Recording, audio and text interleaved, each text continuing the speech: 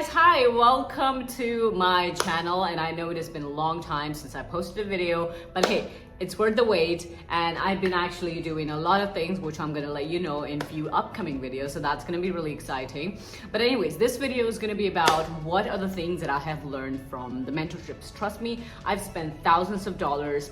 There are some times that I regretted it, sometimes I didn't, but I learned a lot of things and it was so much worth it. The bad and the good things from all the mentorships that I took. So today I'm going to tell you the 5 biggest lessons that I learned from those coachings, from those mentorships, and how it absolutely changed my approach to life and business. Number 1, action is the only shortcut. So what does that mean? Mentors or coaches or whosoever that you're taking, they can only tell you strategies. In the end, it depends on you if you're actually executing those strategies. And that's very important. Most people don't understand. Most people think that as soon as they get the mentor, things are just going to completely change in their lives. Nothing's going to change in life unless you make that change happen. You have to give 100%. Even if the mentor is giving 50%, you have to give the 110% into, that's why you're even investing the money. Otherwise, why would you, right? So you have to invest yourself completely 100% and be the one who's executing every single time, who's always one step ahead of the game. Like for example, if I remember, there are a lot of coachings that I took, but you know what? Whose responsibility it is to get me where I am to where I want to be, it's completely my responsibility. It's no one else's responsibility. Of course, I take a mentor to get the shortcuts, to do things way faster, but in the end, it's me. It depends on me as to what I'm doing and why I'm doing it. And every single time I stopped overthinking and I'm like, hey, these are my steps. This is what I've been told. I'm going to just do it. I'm going to execute it. If it is, I'm not going to leave anything for tomorrow. I'm going to actually get this done today itself. So this is something that you need to have in your mind and be like, hey, action is the only shortcut. There's nobody who's coming to save you. There's nobody's coming to save you. You are the only one who can save yourself. You're the only one who's had to execute. Doesn't matter, you take thousands of dollars of coaching, right? So when I invested $25,000 in a coach, in the end, because I invested that money, I was like, you know what? I'm gonna put 100% of my effort. So whenever they would give me a task, I would do like 100x tasks. I would think, myself, okay, what can I do better? What can I do better? And that's why I benefited from it. Number 2, test fast. So I was sitting with a lot of coaches, right? And I was just talking to them. And this one of this coach who's actually making 1.5 million a month. And that was crazy. And I'm like, oh my God, how you're doing that? You know what they said? They said that we test things fast. We do not procrastinate. And it's not just about procrastinating, but it's like, let's say something's not working out for you, try another thing. Something's not working out for you, try another thing. And especially in business, and this is for all the people who are into business. So whatever strategies that you have to put in your business, test them fast. If it works, well and good. If it doesn't, discard them as soon as you can, right? You do not have the whole week or a month to wait how this is gonna work out and then just slowly cut things out. No, you actually have to test fast. So let's say there's a new idea that comes in, apply it, test it out, give it 100%. Doesn't work out, remove. And don't think about it, oh, I tried this thing and it failed. No, most of the people who are successful are people who are not quitters, right? So the testing, it works out well and good. If it doesn't work out, they move on. They move on quickly. And then you need to have the same mindset. And even it took me quite some time to get that same mindset for myself that, hey, I gotta act fast. I gotta really act fast and I gotta test fast in my business, right? So for example, if let's say there's a whole way of setting that is not working, I'm gonna change it and I'm gonna start a new thing next time. Fast. And the new strategies, new scripts. What can I say to a person that would be different? How can I apply it on the next call? How can I apply it to next calls? And that's what you have to do. Every single time, try and test out new things and you'll see that how fast you will move. But within this testing fast, one thing that you have to keep in mind is that do not change the winning horse. So there have been times that I've taken a coaching and I've changed my whole entire process in the company. And you know what? I went down completely. So what's the problem there? It's like, hey, if there's something that's winning, right, for you, keep it that way. All the additional things you wanna add and act fast on that and test fast on that. Do not be like, hey, I'm gonna change my whole business because I've now taken a coach. No, what's winning for you is winning for you. Well and good. Keep the winning horse. Number 3, hire slow and fire fast. I'm sure that you guys have heard it so many times, and this is what I always keep in my mind. So whenever I'm hiring people for my business, I'm making sure I'm taking the interview, I'm making sure that they're completely aligned with my goals, that they have the same hunger for what they want to achieve in life. If there's someone who's just coming for the job, I don't want those people, right? I want people to work with me, not for me, right? So I'm always taking people who are so hungry for success. They're like, you know what, Kushi, we're a team. We take this as my company. We do not take this as we are working for someone. And of course, if you have those kind of people with you, you would have to choose properly, right? So that's why you have to hire slow. And of course, if you see that, hey, the performance has not been good, you fire fast. So if something is not working out, if they have been like not performing, of course you can give them final warning. If they still don't do it, you fire them. Number 4, get hyped. Now, of course, you can watch this video and get hyped and be like, hey, you know what? I'm gonna change things for myself.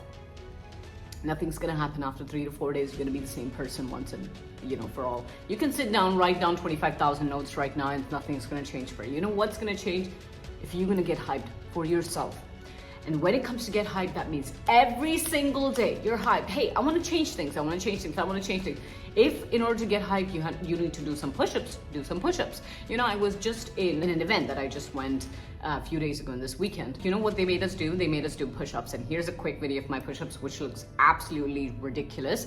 But the point is, what I'm trying to make is that whatever that requires you to get into that mood. So every single morning that when you wake up, you're like, you know what? I am pumped. I have like my sheet of paper, and that sheet of paper, I've written down those 10 goals. I'm gonna shout those 10 goals out loud, out in the universe, and I'm gonna tell that, hey, I'm gonna make this happen for myself. And this is how you hype yourself. And that's why I ask you to, just have these goals and keep it, read them out loud. But also, if you wanna jump, if you're, let's say, into sales, right? You wanna jump, you just do a little bit of burpees or whatever that gets you hyped. Just do not overthink it. Do whatever the hell that you want to do. Do not overthink it. You wanna listen to like a crazy motivational song. So I remember back then, that is, I would listen to, the world's gonna know your name, whatever. I'm really bad at this. But if that song, or if that podcast, or maybe you do push-ups, maybe you go to the gym, or whatever that gets you hyped, do it. Because that's how you're gonna be so excited and you're not gonna feel down, because you're gonna be pushing. And if you have that mindset of, hey, today could be my last day and I'm gonna push and I'm gonna push and I'm gonna push, you're gonna do so much better, and I promise you on that. And number 5, the most important thing that I want to talk to you about, and this is a serious one because it hit me like a truck. This is about chosen and unchosen suffering. And what's chosen suffering? It could be, hey, you're waking up really early. You are not watching Netflix. You are not scrolling through Instagram 24/7.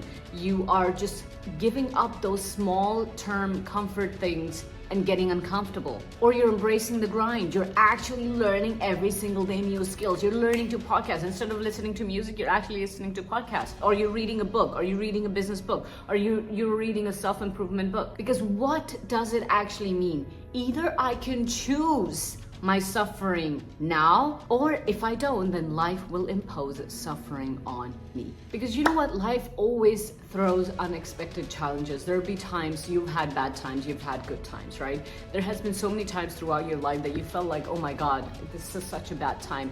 And this will always come. This is something that you do not choose. It just happens, right? So that's why it is known as unchosen suffering, because this would just happen to you all the time. But if you're choosing suffering every single day, you're preparing yourself for that unchosen suffering every single day. So let's say that if something comes in my life right now, or I go broke, let's say unchosen suffering, right? I go completely broke, something happens.